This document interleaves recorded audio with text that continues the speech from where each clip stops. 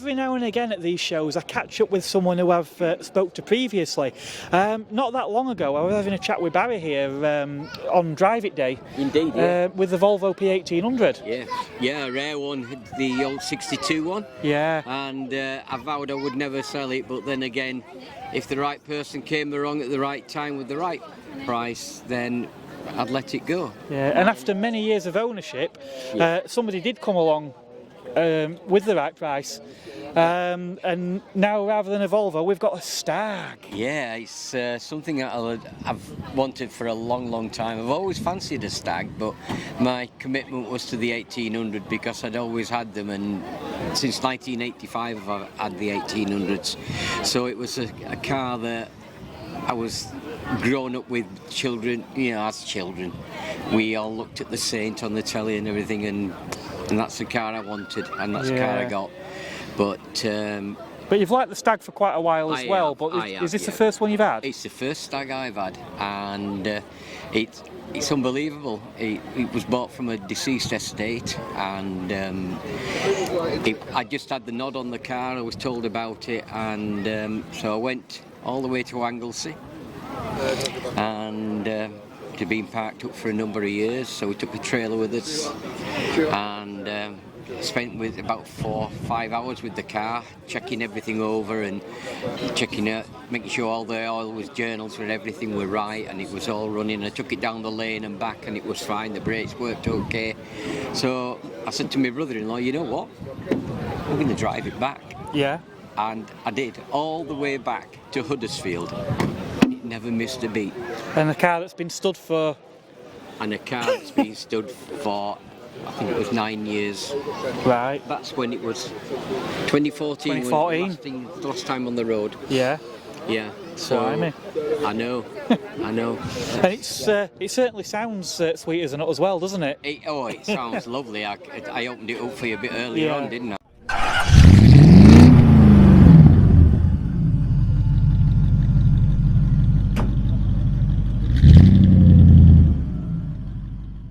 I think the neighbours are getting a bit fed up with you at the moment with V8 burble going down road on a morning. I can think of a worse alarm clock. I'm sure, yeah. But as I say, I've not had it very long, so I can't tell you a great deal about it. I do know that they were much maligned in the early 70s when they first came out because of the overheating problems. Yeah. And with them being two Triumph Dolomite Sprint engines welded together. Right. And apparently the journals for the coolant weren't cleaned out properly, so there's loads of sand still locked in there. And so the water wasn't getting around the journals, etc., to cool the car down properly. Right.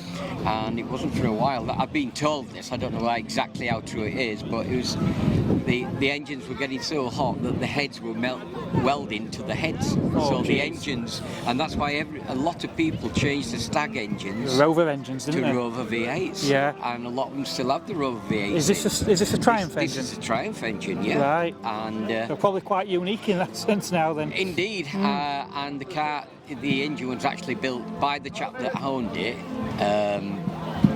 28,000 miles ago. Right. Even though it's not turned a wheel for 8-9 years. Yeah. You know, it was rebuilt. So I was on a pretty sure horse that it were, you know, that the engine would all right. So a bit of fresh oil and coolant and she was good to go. Yeah, she was. Yeah, that's what we did all day. Yeah. Just drop the oil, put some oil in. Spark plugs and yeah. And away she went, and we drove up all the way from Anglesey without not a burp. Yeah. It was lovely. Excellent. Yeah. It's a car that I've always admired and I've always fancied. Now I've got one. Brilliant. Yeah. So I look to have some many miles in it. This winter, obviously, it's time for restoration. Yeah. It needs a new hood frame. And the new hood goes with it as well, and just little things like this, little parts that need touching up. Yeah. It doesn't need a full respray because it's original. Yeah. And I don't want to take the originality out of the car. No. You know, but I'm going to have to reform the seats because 1970s foam was never good anyway, and as soon as you drop the back seat, another shutter of dilapidated foam falls out the bottom onto the floor. Right. But she's, you know, it's part of the fun of owning a classic car. To be honest, if you get it even halfway to the standard that you had the Volvo, it'll be quite a machine, won't it? Yeah, it will. Yeah.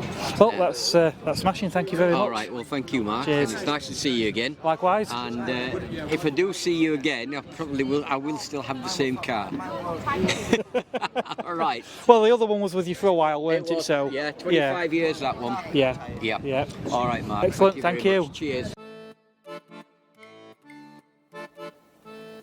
Now, these two red Italians may be complete polar opposites, but both of these cars are owned by Greg, who's featured on the channel once before with his fantastic BMW E21 Bauer.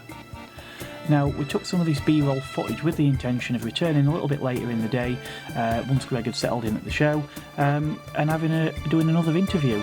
Sadly though, it just didn't seem to find the time throughout the course of the day. So Greg, if you're watching, please feel free to call me at a future event and we can have a chat about one of your cars again.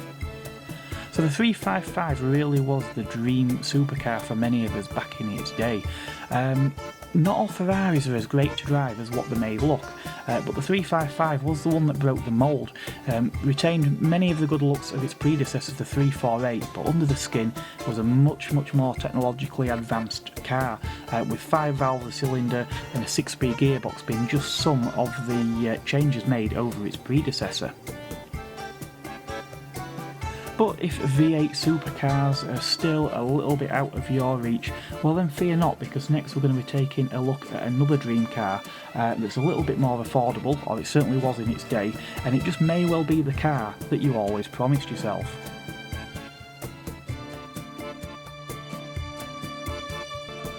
When I started the channel a few years ago, I came across this rather interesting Mark II Capri at one of the shows. Now, Mark II's interest me for a particular reason, because they're quite scarce. You just don't seem to see as many Mark IIs as you do as other cars. And the other reason, my dad actually owned a Mark II 1.6S back in the day. But the one here that Paul owns is even rarer still, because this is a John Player Special, and it's not a black one, it's a white John Player Special, which I'm told makes it even rarer, doesn't it, Paul? Yeah. In 1975-76 they made 2,000 John Player Specials that they're actually not John Player Specials, they are GT Special. Okay. But because of the 1975 Grand Prix, yep, where Lotus won the Grand Prix, the World Championship, Ford jumped on the bandwagon, put gold striping on them, and everybody called them JPSs. Was Lotus using the Ford engines at the time? Cosworth, yeah. Ford Is that, and that's where they got the connection then with... Yeah. Yep. Yeah. Out of the 2,000, 1,800 were black, right, 200 were white, 100 of the white ones were exported, and this is the only one that's on the road since 2010. Blimey. There's 2 more getting rebuilt, one in Sheffield, one in Luton, and there's 2 more on the DVLA register. Right. And that's all that's left. Yeah. Unless somebody opens a barn up and says, ooh. There's a load stored in a barn somewhere, yeah. But yeah, in the grand scheme of things, you think of how many Capris actually are still left. I mean, there must be half a dozen Capris here today. Yeah. So to, like you said, to find one of these is a real rare thing, isn't it? And it goes all over the country. Yeah. We've been down to Cornwall for the last 10 years to a car show there. Yeah. The Duchy Capri Club. Okay. So it goes down the motorway, no problems. Yeah. Lots of strange looks. Yeah. How far are you going? Going to Newquay. Are you driving all the way? Yes, why not? Yeah. Where's your trailer? I haven't brought a trailer. It drives down and it drives back. Yeah. And it's done it 10 times now and never, touch wood, broken down. Yeah. Well, they were built to be used anyway, weren't they? So They were. yeah. They were a motorway cruiser. Yeah. So obviously this is one of the smaller engines. It's the 1.6, isn't it? Yeah. That Ford did actually put a 1.3 in the Capris at one point as well, didn't they? But not on the John Player Special. No. They were they were a Ford Escort engine. Yeah. Out the Mark I Escort. But they still went all right. Yeah. Yeah. But it's got lots of different things to this car than a normal Mark II. Right, okay. lots of silly little things. Oh, right. Yeah. On a normal car, all the Capris, you put your key in north-south, Yeah. east-west on the Mark II JPS. Oh, right. But if you go to an S, it's north-south. It's really unusual, something so trivial as that's changed just for that model. Yeah. It's, yeah, really unusual. Which makes getting spares absolutely horrendous. Yeah, right. It took me 10 years to find the proper passenger side lock, Right. because somebody in the past had rammed a screwdriver in Yeah. to open the lock, and it's a Ford, you don't need to. It's like any other Ford of Yeah. the era. You didn't need to do that, but they rammed the screwdriver in and damaged the lock, Right. and it took me 10 years to find the proper handle. Right. The rear lights, they're also different. Oh, right. Yeah, if you look on any Mark II, they come with a silver surround. Yeah. Mine come with a black surround. Oh, right, okay. Now, I don't know why they did that, because on the black JPS, you can't see the black surround. Ah, yeah, true, true. But that was probably to hide the chrome, Right. because they were all blacked out, they're all colour-coded, Yeah. as is this, Yeah. apart from the handles, which are black. Yeah. Now, I know you've obviously owned this car for at least the sort of past couple of years that I've seen it. How long have you actually had this? 96 I bought the car, Right. but it was an absolute basket case. Yeah. It took me a further 5 years to find all the parts, Yeah. 10 years to build it, Yeah. and now it's been on the road since 2009. Yeah. And obviously, like you say, you do drive it, so it's getting some... How many miles have we got on the clock? Well, when I rebuilt the whole car, all the clocks went to zero. Yeah. So what have you done since then? 24,000 miles. Yeah. It's not much. It's not a lot, but again, when you're seeing cars now that, like you say, are getting bought for ridiculous sums of money, way more than they were ever worth, because they've got next to no delivery mileage, and because of the values in the fact that they've got no miles on, they never get driven, they never get brought out. No. This is getting used. It sits in my drive from April right through to September. So if it rains, it snows, or anything, it's sat in the drive. It gets leathered off, it gets washed 2 or 3 times a week sometimes. Yeah. If it's really mucky rain. Yeah. But other than that, it sits in the drive. I've got a German Shepherd. He goes in the back. Back seats are dropped. Yeah. I won't let him on the seats because the seats are really expensive. Yeah. Because they're the original black and gold John Player Special interior. Right. So you're not going to be able to replace one of those easily then? No, they cost me 1,500 quid to have them done. Right. I had to strip my seats down, send them to Holland, wait 3 months for him to do them, send them back, and then I had to spend the next 3 weeks building them back up. Right. And I had to remember how to build them back up after I stripped them down. Yeah. Which was good job, good old digital cameras. Yeah. Nowadays, I'd dread to think what it had been like with the old Polaroid. Yeah. Yeah, it does come in useful, doesn't it, when it's when you need to remember. Yeah, digital stuff. I mean, the engines, they're dead easy to work on. Yeah. I mean, I can take the clutch out of this in an hour. Right. I can't take the clutch out of my Mondeo in half a day. No. No. It's something I can do at home on the drive. So it's nice and easy to work on. Yeah, the good thing with these as well, with the longitudinal engine, especially the smaller engines, there's so much room in the engine bay, isn't there, to work on them. So not like a modern car where everything's crammed in and covered in plastic. Covered in plastic, yeah. I can see the grass underneath this. You lift the bonnet up, you can see the grass. Yeah, yeah. As long as the grass is not growing through, you're okay. Yeah. Yeah. Well, that's smashing. Well, thank you very much for letting us have a look. Yeah, excellent. No problem. Thank you. Yeah.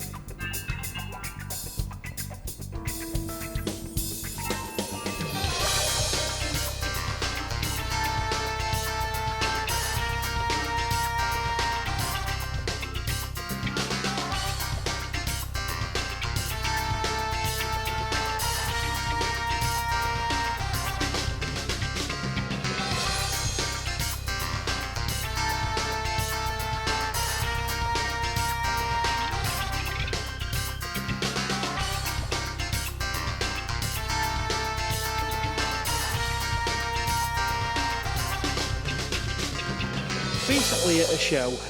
I dropped on a Bond Equipe convertible and thought, wow, that's a really stunning looking car. I've not seen one of those at any of the other shows I've been to. And then lo and behold, this morning, Kia car's coming in, and there's Ian here with a Bond Equipe, this time coupe body. But GT4S. So we had a quick chat off camera, didn't we? And we were saying about, obviously, chassis and engine wise, effectively underneath the Triumph, aren't there? Everything's Triumph on it, yeah. Yeah, even the doors. The only bit that's glass fibre is the bonnet at the front and the roof plying from the top of the windscreen to the back end here. Even the floor pans are all Triumph as well. It's funny you mention that, because these doors now, they do look very familiar. Yeah, they are Triumph doors. Triumph Vitesse? Well, either Vitesse or Herald. Vitesse or Herald, yeah. Yeah, they're all the same, yeah. Right, I think those doors actually came off a Vitesse, but Herald at the same length. Right. So everything's interchangeable. Yeah. Yeah. Yeah, I mean the Vitesse and the Herald are great looking cars, but yeah, these certainly do look something a bit different.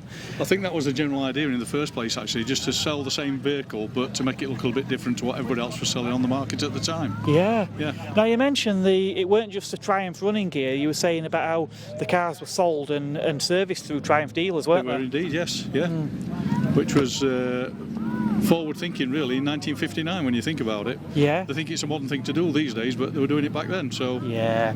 So as well, such as Bond being probably quite a small company based out of Preston, they were, yeah. If you haven't got that network of dealerships, yes. and somebody else has, and you can sell the cars through there. Yeah.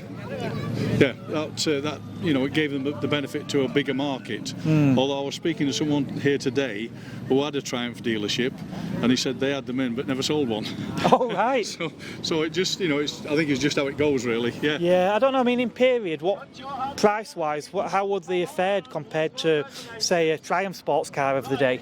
I can't remember exactly what the prices were, but I think they were round about 500 quid. Right. Round about the £500 mark. Yeah, and how would that have compared, do you think, to a Triumph?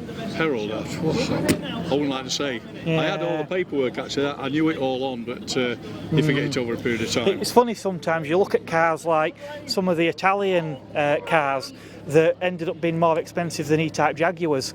Yes, yeah. And there were cars with engines of half the size in a completely different sort of class. Yeah. But like I said, for whatever reason, probably import duties and things, they ended up being really, really expensive. Yeah, yeah. I think these were comparable price-wise to what the Herald was. They were very close in that sort of region. Between £400 and £600, I would have thought. Yeah, fascinating. Yeah. So how long have you had this one then, Ian? I started building this one in 2017. Oh right. And I finished it last year. So you've done quite a bit of work on it then? I've done a lot of work on it. The car originally was a one-owner car, and it came from Norfolk, where I bought it off the couple that originally owned it.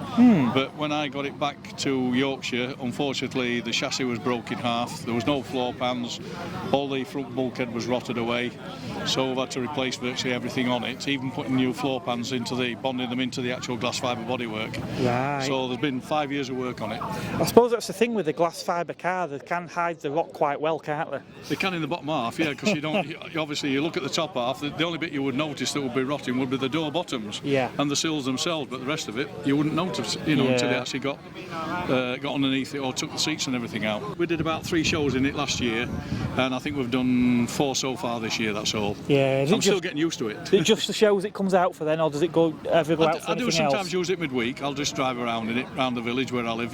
Just if I've done some work on it, I just want to take it out and try it. Bit of a shakedown. Yeah, that's it basically. Yeah. Yeah, and that's what I'm doing now. Yeah. Any excuse to take it. When you look out of the window and you see the car sat there, you think, I really probably shouldn't be driving it. Well, that's true. That's true. Yeah. The rarer they get, the harder to replace, unfortunately, aren't they? That's the thing. Yeah. But no, it's great that the car's been used and been enjoyed, which is as it should be, really. Yeah, it is. Yeah, we get quite a lot of pleasure out of it, so it's ideal, Yeah. Excellent. That's great. Well, thank you very much, Ian. You're very welcome, and thank you very much. Now Ian's kind of let me have a sit inside this Bond Equipe, which thought it's an opportunity too good to miss, being that they seem to be so rare and I haven't seen any of them. Yeah, so like a lot of sports cars of the year, it is a little bit snug on this side, my shoulders up into this door, although I don't think any worse. In fact, probably feels a bit more spacious than that TR6 I sat in last year. Overall, yeah, quite good. I do like how the pedals are quite a way out in front, so that's quite good. We've got this really thin-rimmed steering wheel as well, this wood steering wheel. That's really nice. Yeah, everything seems to fall to hand quite well. It's old cars are not always the most ergonomic. Now the pedals are quite offset to the right, although I drive a 90s French car, so yeah, I'm quite used to that sort of thing. The pedals not really lining up. Steering wheel is slightly offset towards the centre of the car. I think the only thing I've sat in that was sort of more noticeable was when I test drove the MGB. Everything were really offset in that one, but I don't feel too twisted up. There's quite a lot of headroom as well in here, which is again quite surprising for a car of this type and of this age. One thing that is surprising is how comfortable these seats are. So we've got a sort of period sort of bucket design on these seats. Yeah, seem quite well padded, and I imagine you could probably drive quite a distance in this car. Loads of room on that back seat behind us as well, certainly more than in the back of an MGB. And probably a reasonable sized boot back there as well. The view over the bonnet is quite glorious actually. Got this nice long bonnet that sort of flares up at the edges with a bit of a bulge that runs down the centre, and then two proper round bullet style wing mirrors set forward there down the bonnet as well. Yeah, a little unusual looking. I'm not actually sure how much use they are when you're driving on the road, but they certainly look the part. Yeah, plenty of wood in here as you would expect, some black, well I presume it's vinyl rather than leather, and all these little chrome fittings as well, like on these quarter light windows. But yeah, it's a wonderful place to be in here, and I think it'd definitely be quite a nice car to use if you were doing sort of a, you know, some sort of classic tour, one of these, you know, sort of classic car road trips that you sometimes see. Fantastic.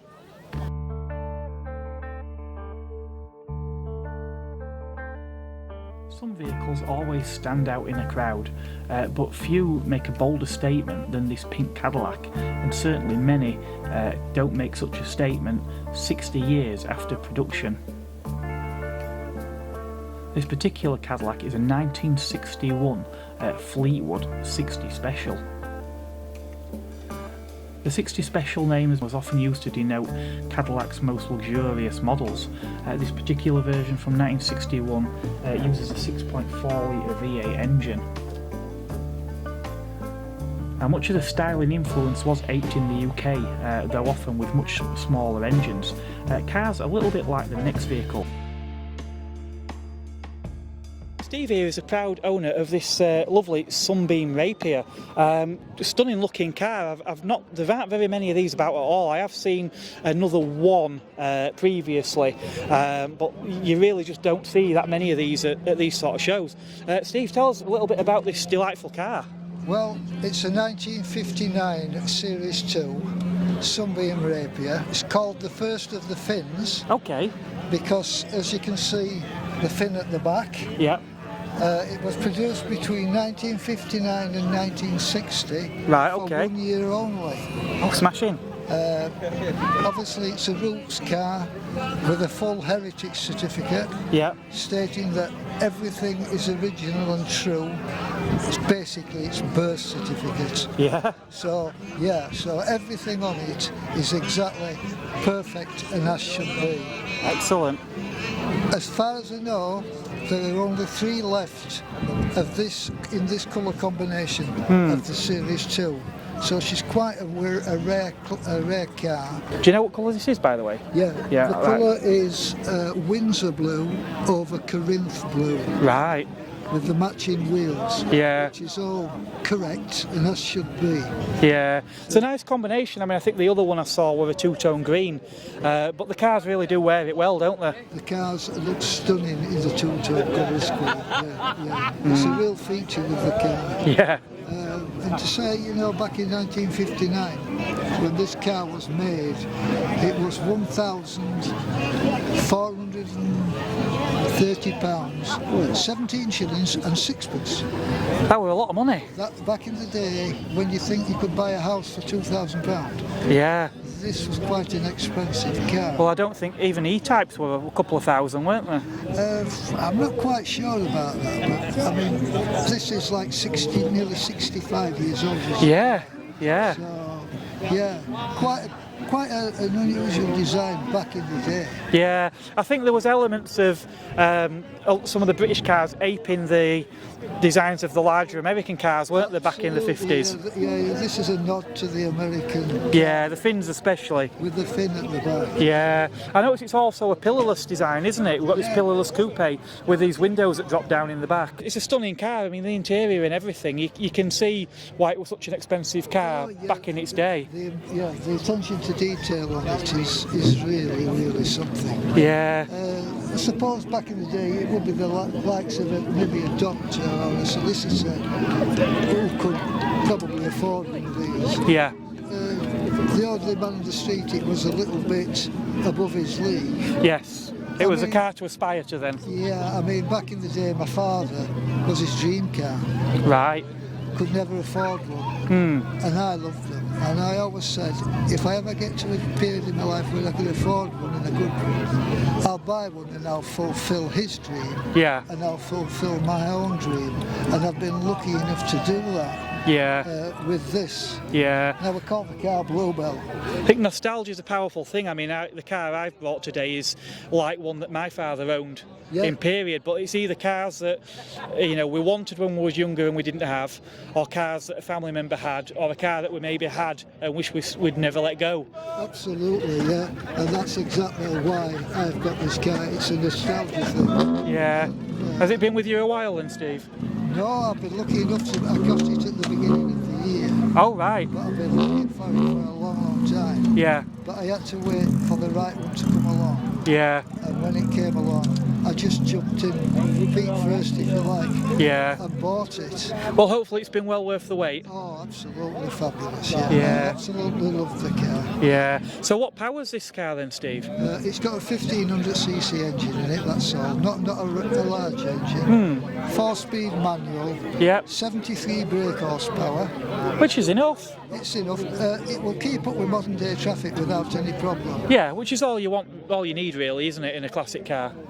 Better, she's an old car, so she drives like an old car. You've got none of your power steering or your power brakes.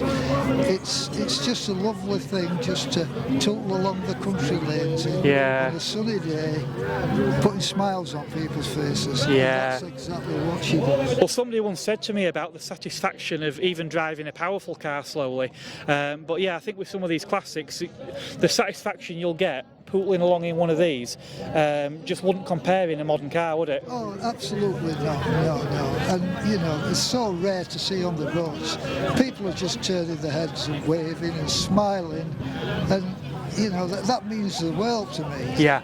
Yeah. People still appreciate it, Yeah, definitely. And hopefully the younger generation are going to come through and still like them and still want to own them.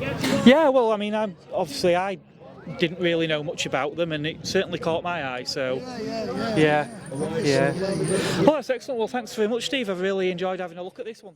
Well, there must be definitely something magical in the area at Walton, because despite how overcast it looked here this morning and how windy it's been today, the sun really is shining here now, which is great because it means more people have stayed later into the day. That said, a few cars are starting to leave now, and they've just been doing some of the judging as well. As it happens, that BMW E30 Bauer that we had a look at earlier, that actually won in its class, so congratulations to its owner for that one. Next week, I've not currently got any shows booked for next week, but hopefully I should have a car review going live for you in the next video, so keep an eye out for that one. Week after that is Festival of the Unexceptional, which is probably one of the bigger events of the year, so again, do keep a lookout for that as well. Make sure you hit that subscribe button and the bell notification so that you're notified about that one. Back to today's show here at Walton. Obviously we've had some fantastic cars that we've had a look at and some great stories stories from some of their owners as well. Now what I'm actually going to do is I'm going to leave another video for you sort of up somewhere around here of last year's show at Walton, because there's a lot of nice cars I've covered here today and there are a lot of cars I've actually seen here before but perhaps haven't been covered in this video. So if you haven't seen that one from last year, check it out. If I haven't featured your car on today's video, if you see me at another show in future, maybe you've got an interesting story about the car that we can cover in a future video. Until next time, it is goodbye from me and thanks very much for watching.